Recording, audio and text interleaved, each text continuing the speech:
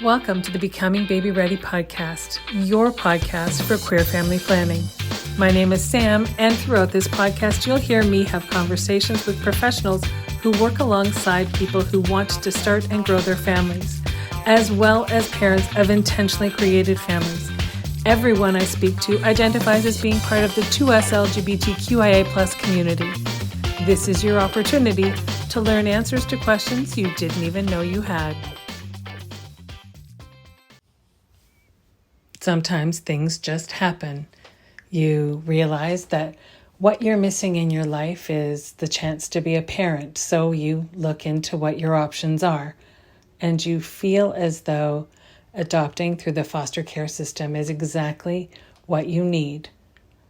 And then the foster care system reaches out to you and says that they have 3 beautiful children who need a forever home.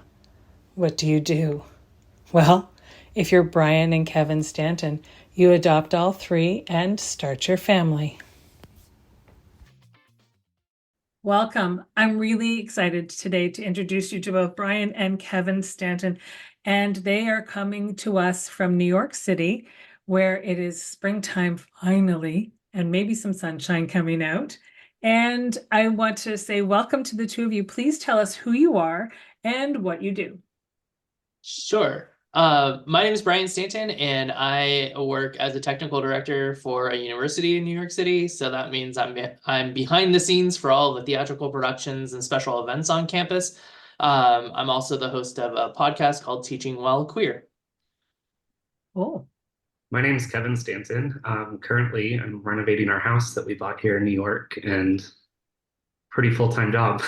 no kidding. I do not envy you that. I do not envy you that. We tackled replacing the floors in one room of the house, and I pulling my hair out in clumps. I don't even want to think about renovating a house. Moving kids around from room to room, dealing with dust all the time. I can't wait for it to be done. Is there a timeline? We're down to 2 rooms left in the main part of the house. Excellent. Excellent. So that you'll feel like there's a space you can walk into and just exhale. Whether there's other spots up or down that need to be done, there's an area that you can just exhale. We just finished our living room and kitchen, so now it's nice because we can bring the whole family together and not be stuck in different rooms. Excellent. I love that. So you mentioned family and shuffling kids around while you're doing the renovations. Tell me about your family. So we have 4 kids. We have one that is growing and on his own. He's 21, just turned 21. And then we've got a 9-year-old, a 16-year-old, and a 17-year-old. Mix of boys and girls. The 2 older boys and the 2 younger girls. There you go. That's a good mix. No kidding, you're shuffling people around. That's a lot of folks to take into consideration. Excellent. So, of all of the different ways that queer families can be created, can you tell us how the two of you came to the decision about how you wanted to create your family? We were not really bored, but feeling like it was the same thing over and over. Yep. And spending time with my niece and nephew.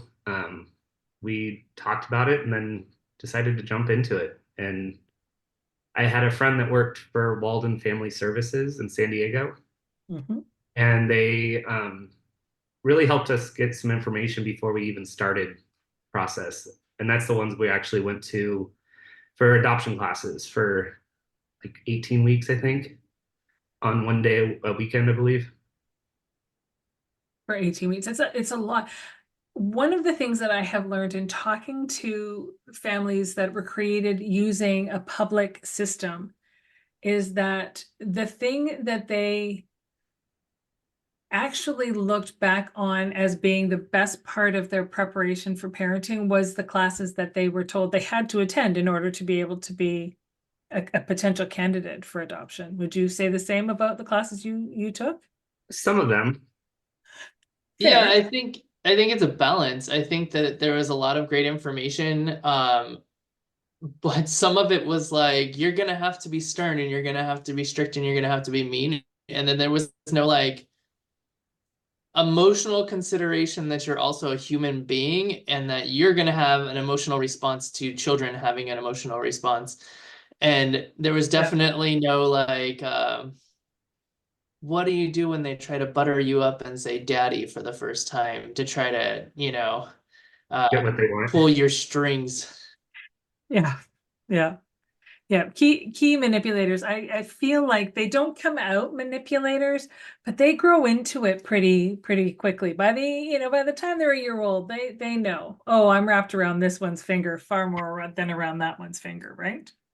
Yeah, I will say that absolutely. a lot of parents should take classes before they have kids, because there's a lot of parents out there that have reached out to us and ask us for things and don't know. And I think that's the biggest difficulty for a lot of people, is just feeling like you don't know what to do. Yeah, parenting is a lot of floundering, and it's true. I think that's the thing that I think sometimes the things that can come up during the classes, like what you had to take, was them bringing up stuff that you forget may present itself down the road. That we know that if we're birthing a baby, then in the first few months we're going to have to know how to feed it. We're going to have to know how to change its diapers and get it dressed every day, sometimes bathe it. But beyond that, we don't necessarily think about what an infant will require or what they'll develop into and how those skills will develop and that kind of thing. So I feel like that's a piece of a puzzle that you are reminded about before you step into that must help you plan emotionally. I mean, you can only plan so much, understandably. I don't know how I'm going to react when they tell me to F off for the first time, but it'll probably happen. And I probably don't want my neighbors to hear my response to them. Right? But beyond that, Accurate. Wow, because I wasn't prepared for that the first time that happened too. So, yeah, so I'm with you no, on that. no, no one. I don't think anyone ever is, but it happens. And Yeah, it does. even when we're super tight with our kids, there's going to be a time when we make them angry and they, the anger, the hostilities rise. So sometimes taking courses like that can just remind you that it's okay to take a step back, and when you need to give yourself, because I think that that's a kind of thing that we don't think about. Prenatal classes teach you about how to get the baby out, but they don't teach you about how to necessarily parent the child and parent yourself through it, right? And I think that maybe that's something that comes up in classes like what you guys were able to take was how to parent yourself through that. When I'm mad, it's okay, as long as I know they're safe, to walk away for 5 minutes and close the door. Absolutely. Yep. And that was a lot of it too, is like if you're dealing with certain behaviors, it's okay to put them in their room and let them scream.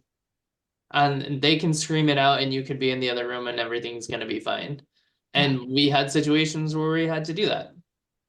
And so there are some levels of it that I absolutely love because of things like that. I think there's other things that I mean, the biggest thing is I feel like they didn't prepare you for how big of a jerk you were gonna feel like.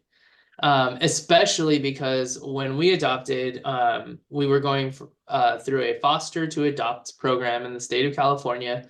We started with we got one kid and we would like one kid who's like a toddler.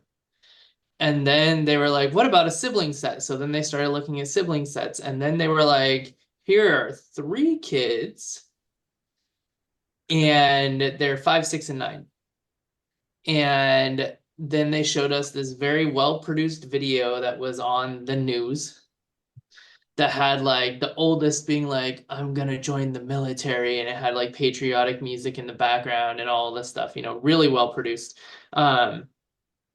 And so ultimately we went with the siblings of 3, and we've got those kids now. And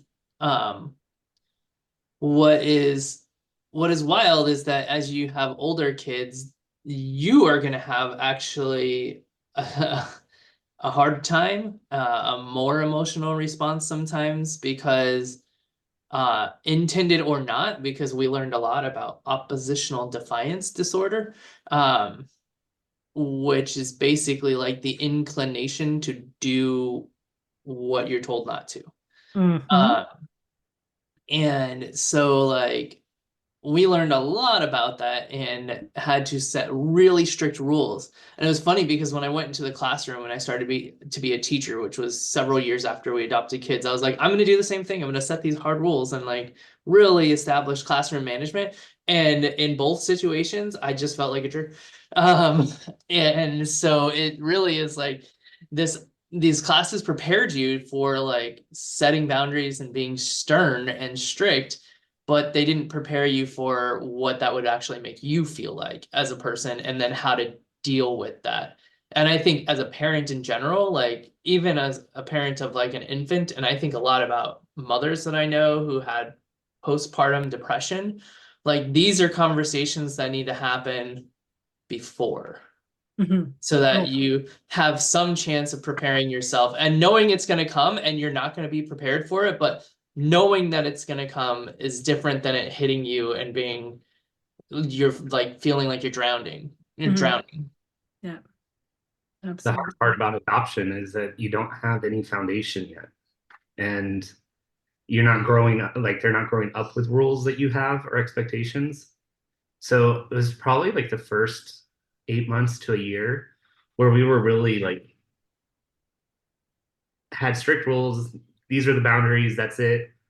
And then when we started laxing up on them, like we built that, then I think we felt so much better to be Mhm. like, parenting wise.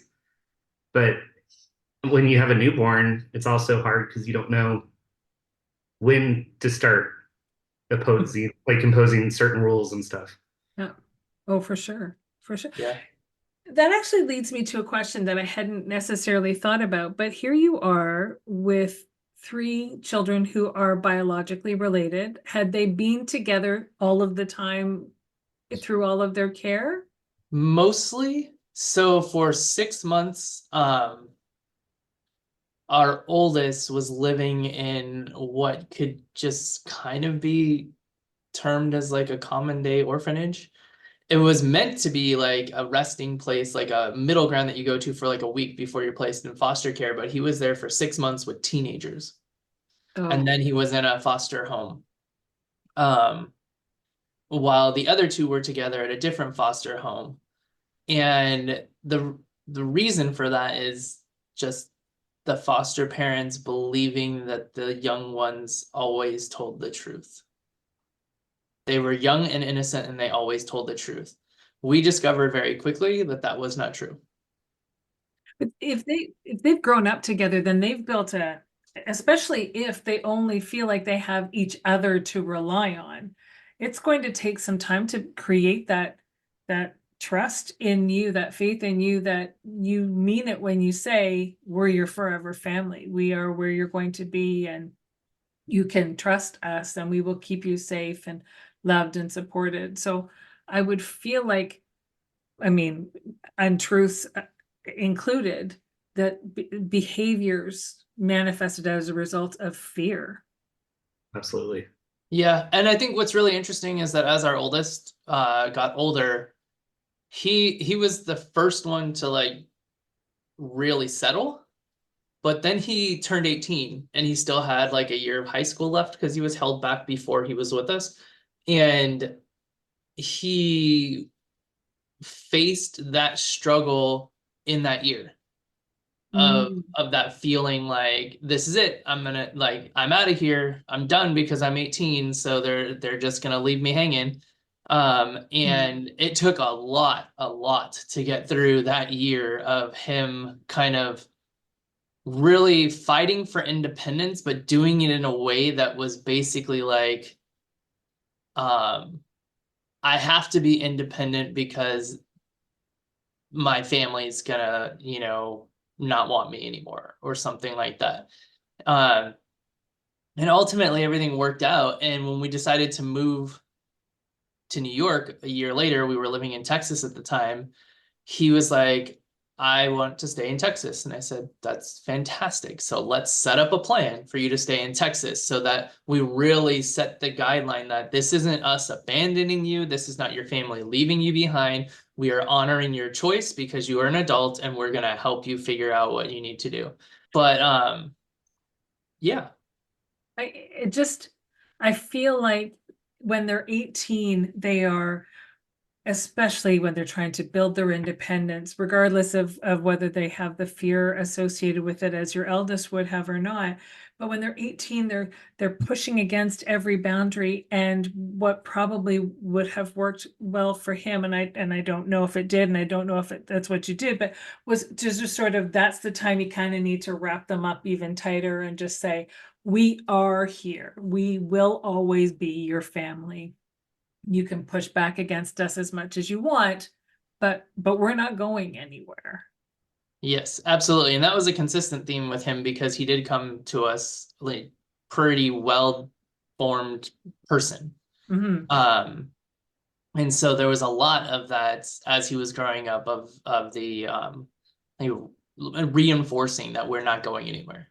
Mm-hmm. Even when we And have phone calls with him, we tell him that he always, since we've moved out of the state, but we always tell him we have a room for you. If you ever need to, there's a room, there's a place. Yeah. Yep. And is he going to school there or just living there, or just, I mean, he's a little bit older now, so, but is it just that that's where he felt safe at the time, so he wanted to stay in a safe space, and that was kind of the focus for him? That's kind of what it seems like. It's funny, when we moved to Texas from California, he was like, I'm not gonna like Texas. We said, okay, well, you know, you only have 5 years or whatever until you graduate high school. If you don't like Texas, you can look at schools or whatever elsewhere. He got through high school and decided to try to just work and figure out what he wants to do later on. And then when we decided to move, he was like, I gotta be honest, San Antonio feels like my home. And I was like, okay, then. And that's perfectly fine. And I'm happy for you with that. But if you ever need it, there's always a place for you here. Yeah. Yeah. It also has a lot of independence for him there. He can Mhm. afford his own place. I mean, he couldn't work one job and rent an apartment in New York. So Yeah. it gives him more freedom. Absolutely. And that counts for a lot too, feeling like he can be self-reliant, and he can lean on you if he needs to, but he doesn't need to the way he would if he was in New York with you. Right. It helps with that maturation process, I'm sure, for him, in that he didn't have a seamless maturation process in his like early tween type of years. So this is his time to have that. Yeah. We get a lot of questions like, how did you go from 0 kids to 3 kids? Uh, like, what was that like? That seems crazy. And honestly, I'm thinking about the next few years and how the older kids are, uh, growing up. Luckily, our 17-year-old found a university he wants to go to in the city, so he's staying home. And the 16-year-old hasn't quite figured it out, but it sounds like beauty school, and there's several of those here, so she's probably staying home. But I think about the fact that we have had so many people in our lives for so long, and it all happened very quickly, that Mhm. the fact that it could happen in reverse very quickly also, Yeah. it's just very scary. It would be. It would be. That's a big change. Now you also have a 9-year-old. Yes. Now I'm not. I didn't hear 9 in that original number of 5, 6, and 9. Other than that's your eldest, who's now 21. Yeah. So what happened that you thought, oh, okay, well, we've got our hands dirty with 3. Let's just add another one to the pile. So, about a year after we adopted the kids legally, and there's a side story about our adoption I want to get to, if you don't mind, later. No, of course. But about a year after we adopted the kids legally, my cousin, who was a teen at the time, was pregnant, and then she asked us to take care of the baby for her so that she could go to school. And then so we did. And in the state of California, at least, the mother determines who the father is. She writes it on the birth certificate, and unless somebody else comes and claims paternity over the child, that person is designated as the father. So I was listed as the father of the newborn, and we were able to go through the court system to legally add Kevin as a third parent on the birth certificate. And so we have a newborn who is technically biologically related to me. There you go. And now she's 9. And now she's 9. And presumably school is done, and she's just stayed with you because that's been the right path for her moving forward. Correct. Yeah. Okay. So when we took her in, the idea that was we were going to be her parents. Since then, she does have a strong relationship with her mom, and she Oh, goes to good. visit her often throughout the breaks in the school year. And so we three work together to try to parent as closely as possible and be on the same page about things, so that way there's no pulling the wool over our eyes. Which As is easy to have is happen, bound to especially in big happen, houses. especially starting around 9. Yes. Oh, yes. Yes. You've been through it already, so you already know. But yeah, it can be quite a dynamic change. So it's just so you jumped in at 5, 6, and 9, and you kind of got to bypass the newborn phase with the first three, and so you're like, okay, well, we haven't tried that one yet, so let's try it, and And that's that the you get most to have. expensive phase. It's the Is most expensive phase. daycare is insane. Oh my gosh, yes. It The cost totally of is. daycare is one of the most ridiculous things. I Yeah, think it was like yeah, $2,000 a month, it's and that insane would and and prohibitive for some people, right? And I yeah, totally that's, understand. I can't imagine what it would be now. Yeah. Yes.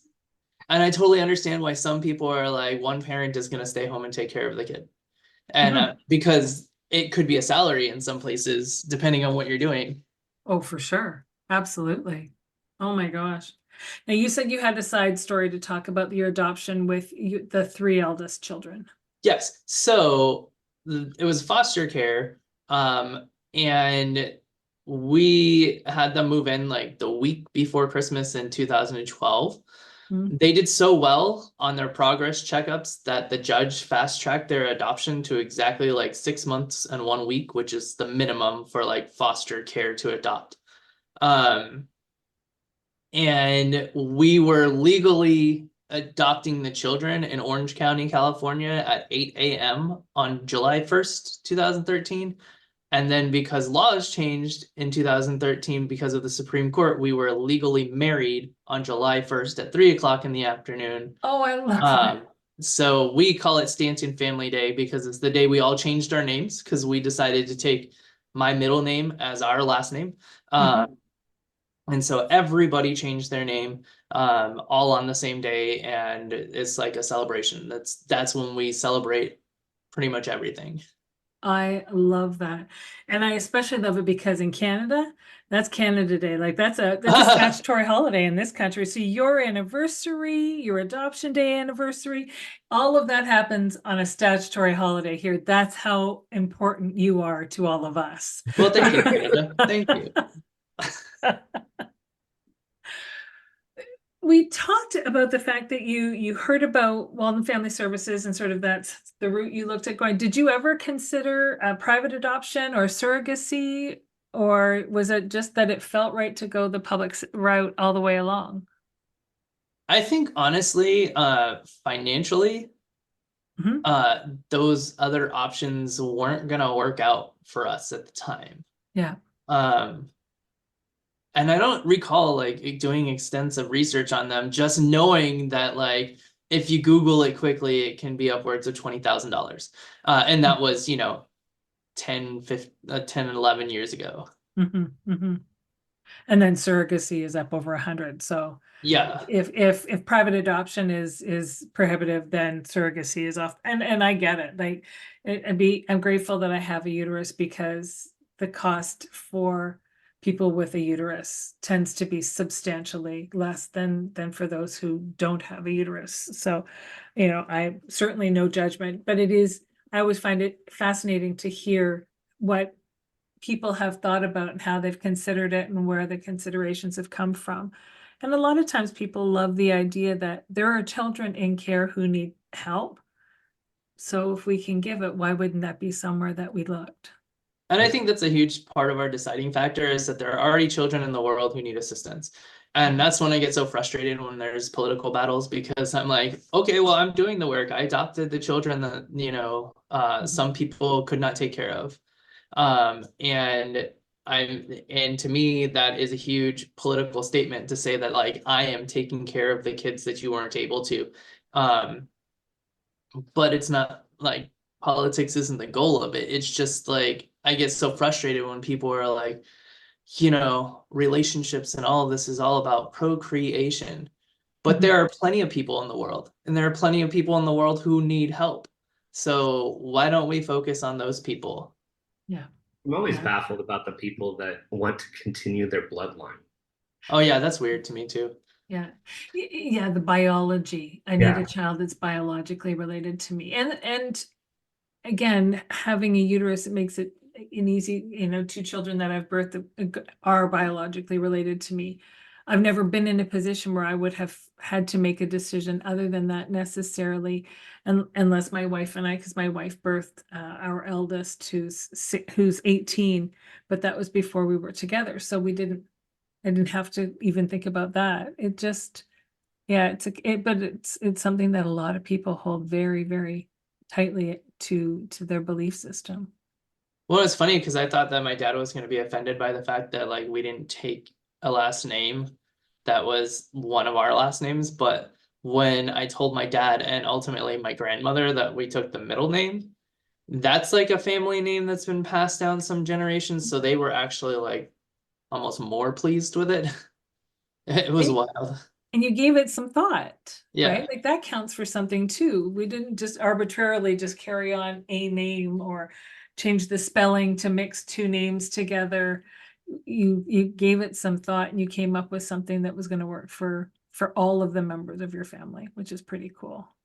Yeah. And there was one moment where we thought of something else, and it was literally due to the valet parking in Las Vegas misspelling Kevin's last name. And I was like, that's a fun last name. We could try that. Um, Saint Roman. yeah, Saint It's Roman. Roman. Uh-huh, uh-huh, uh-huh. Well, you know.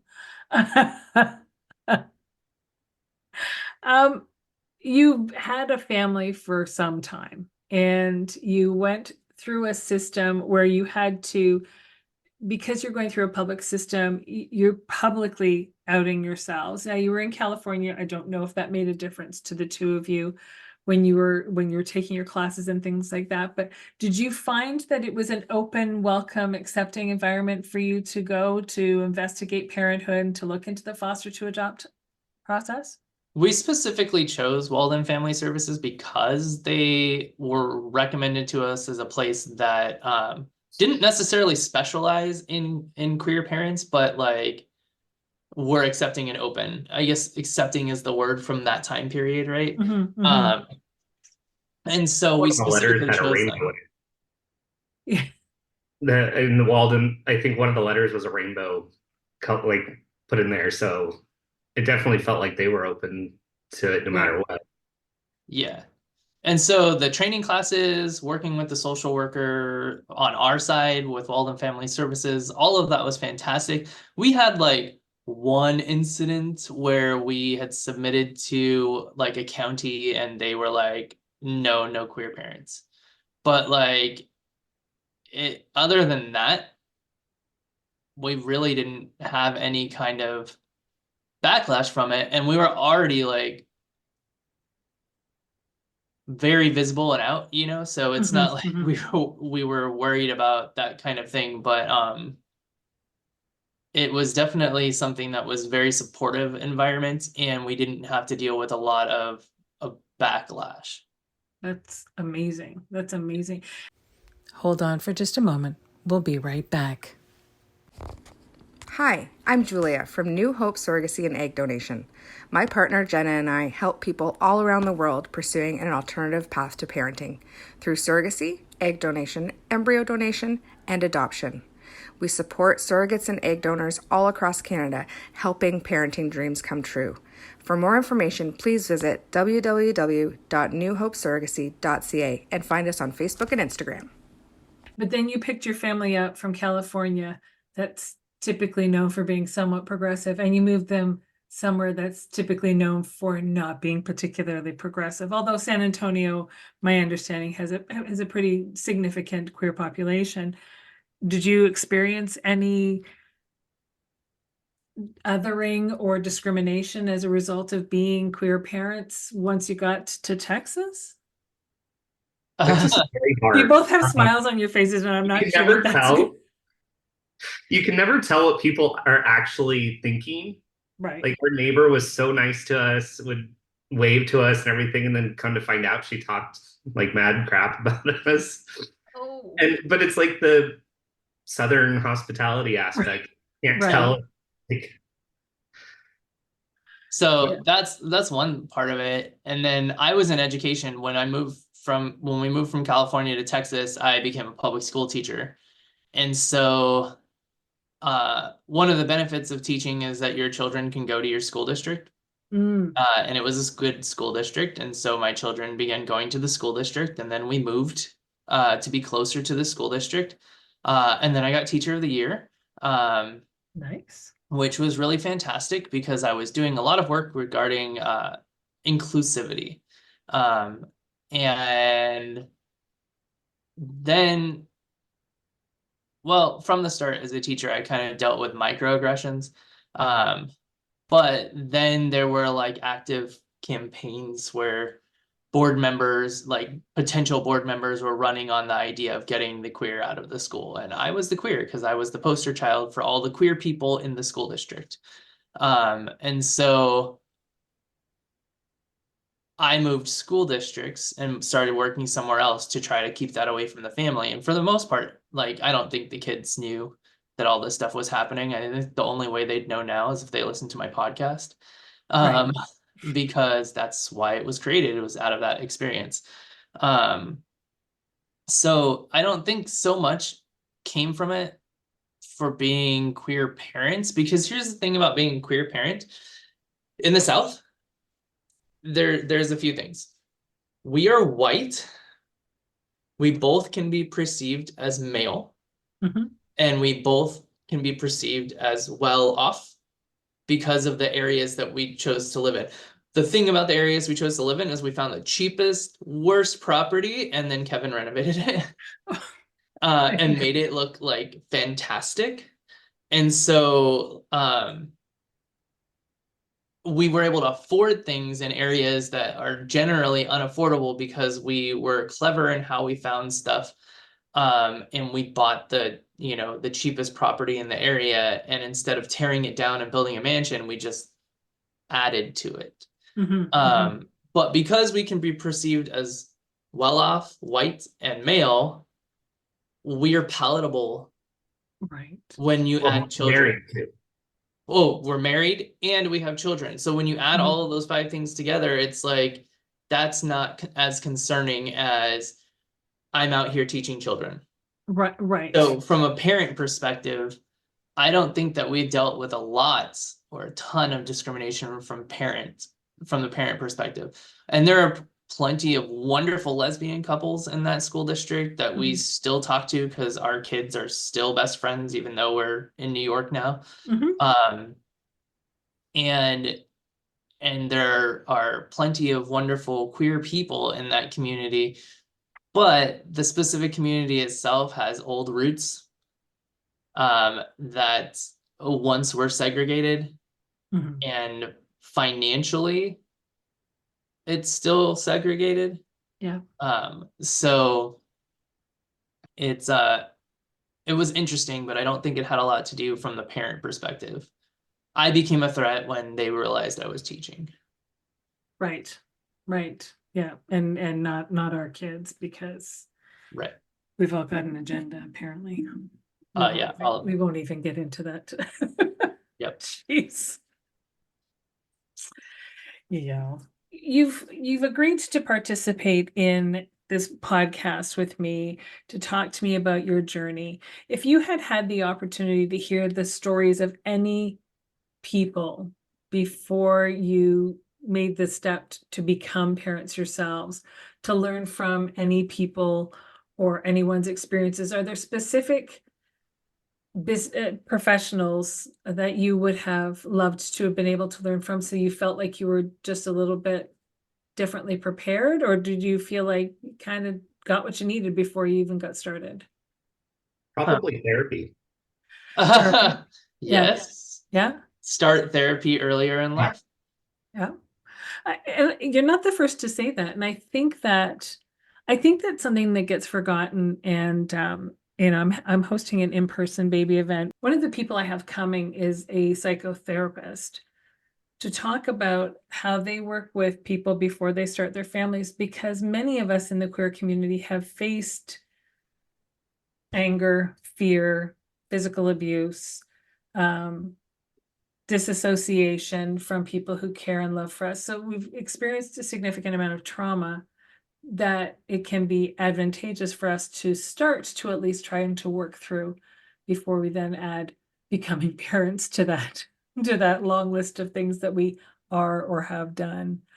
So I think that that's a pretty valid thing to talk about. Yeah, and I mean, you mentioned earlier is like you're parenting and also reparenting yourself.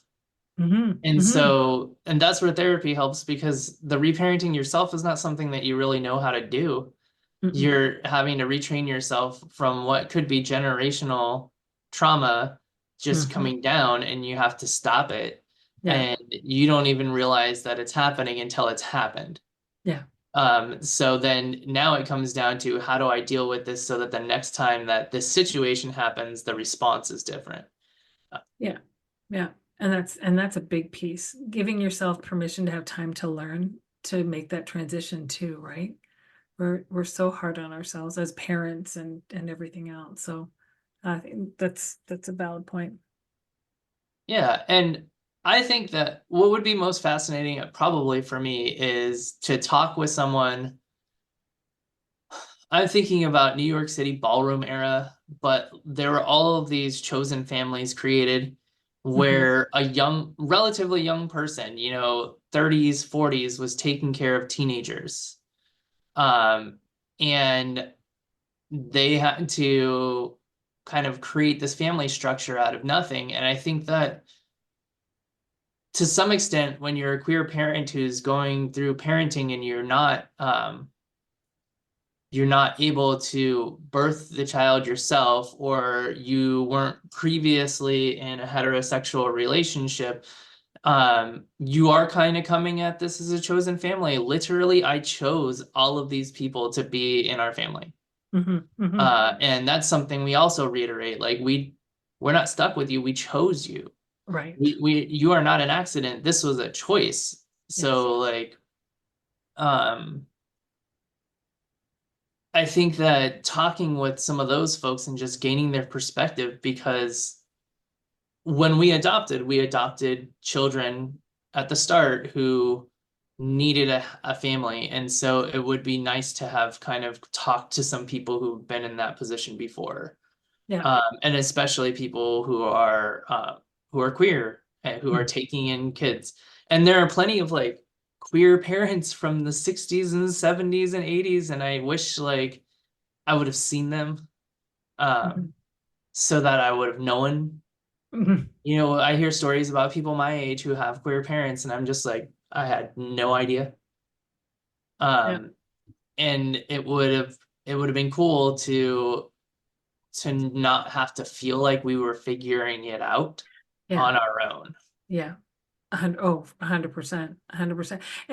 And not just that, but that piece, that little spot in the back of your mind that unfortunately is constantly there, that makes you wonder when you're young, am I even going to be able to be a parent someday?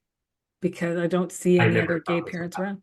You never thought it would happen, Kim? No, I'm literally living a life that my younger self didn't even dream would have existed. Yeah. And it's interesting because I've talked about this a lot with other folks, but when I was younger, there was so little representation that I literally didn't see my life after high school. I had no frame of reference for what life was going to look like, because I knew for a long time that I was different. And then I learned what the words were because people were calling me them. And then I really got to understand myself. And I mean, I was outed when I was in high school, so I had time to figure out who I was. And I didn't see anything beyond, I have to get through graduation. When I went to college, I was like, didn't even know what to expect from that. And I also graduated in 2002, and some people flew planes into buildings while I was a senior in high school, and that completely changed the direction of what I was going to do with my life, because I work in theater, right? Where is theater? Yeah. Theater's in New York City. It took me Yeah. 20 additional years to get here. Yeah. But it was really something where if someone asked me what I was going to do, I would always say like, yeah, I'm going to be a teacher.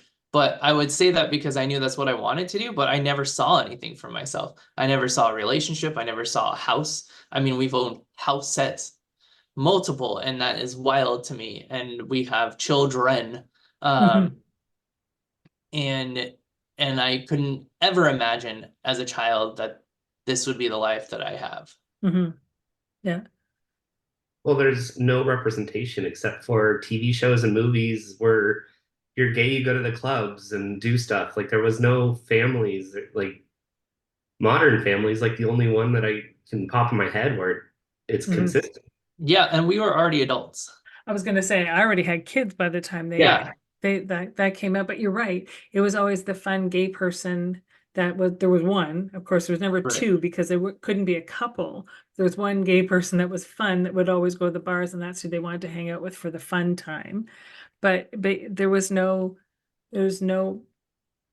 substance to most of the queer characters that were ever on TV, and by and large, the queer characters most often were depicted as men because they could present them as being more fun and flamboyant, and women just didn't have the same appeal, I guess. I don't work in that industry, but it just when Ellen leaned on the mic and accidentally said I'm gay, and it was like, wow, there's actually somebody admitting that, a woman admitting that on TV. That's wild to me. Yeah, absolutely.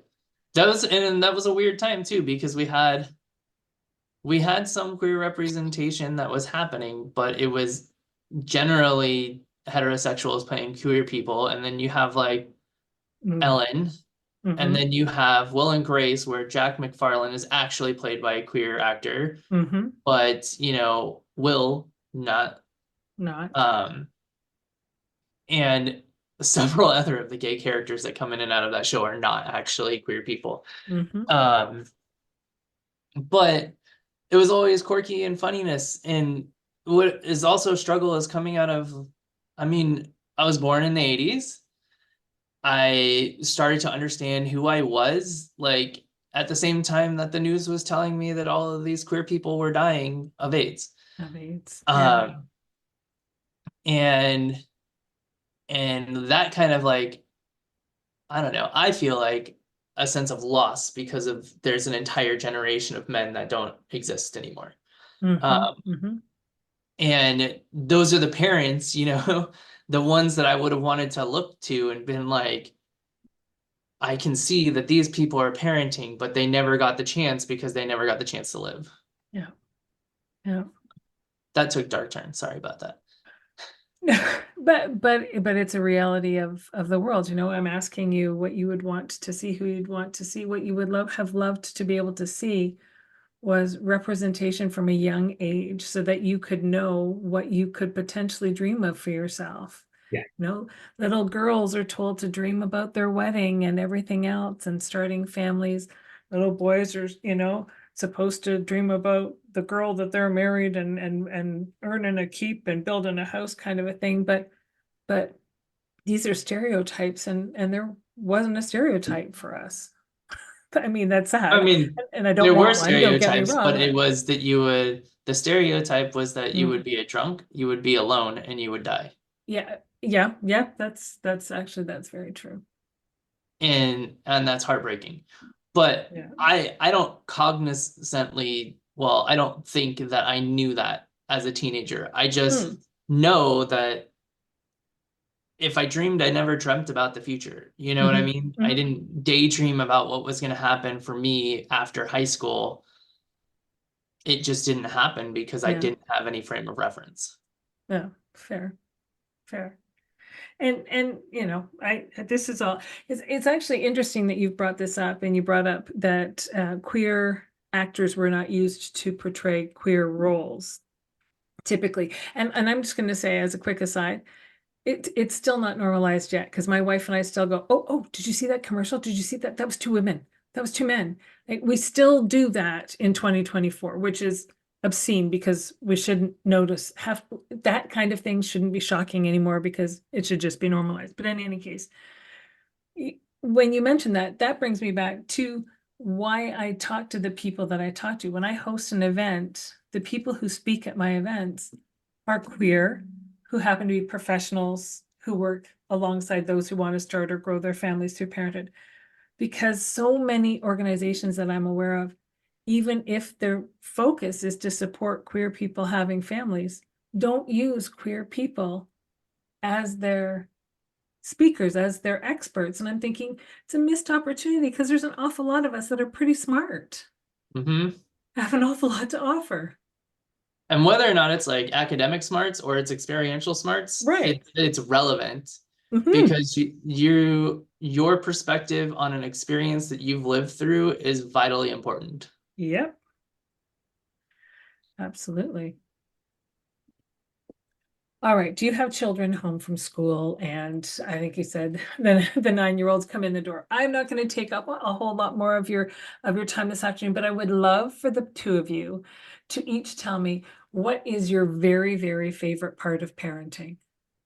This melange you have parented together. To be honest, just laying around on the couch watching TV and doing stuff and being around each other. Yeah. Yeah. Just living. Yep. Yeah. And I think also, like, for me, my favorite part of parenting is celebrating the small things with the kids. And sometimes the big things too. Like, this is fresh on my mind because it happened this weekend, right? I was out of town because I was graduating with my MFA, and Kevin turned the live stream on and he recorded as I was walking up, and the kids like, oh, there he is. Oh, like, just the excitement of it. And we do the same thing whenever anything, like, we had to live through, 8th grade COVID graduations online, and we did the same thing for the kids, and we would just see their name and we would cheer, and we really do. We celebrate a lot of small things. Our youngest is in gymnastics. She is working on her back handspring. And so, like, when the first time she did it, we all had like a little celebration party for her, because it's a big deal to continue to celebrate the small things. And I think that's my favorite thing, is kind of creating this sense of connection where we can celebrate each other, and it's not just being stern.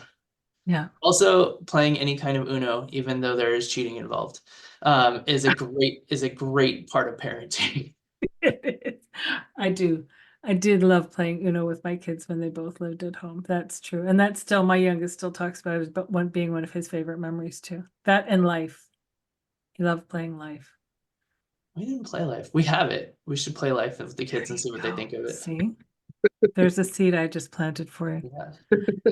I want to thank you both for taking the time to chat with me this afternoon. You've provided me with such wonderful conversation, and I truly have enjoyed every single moment of it. Thank you so much.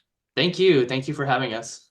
And congratulations on your graduation. Oh, thank you. Yeah. Thank you for joining me today on the Becoming Baby Ready podcast. If you have a story that you'd like to share, or you know someone who might, if you're a professional who works in the capacity of helping people start and grow their families, and you identify as being a part of the 2S LGBTQIA+ community yourself, then please don't hesitate to reach out. We always have room for more stories to share, and there's always more learning to do.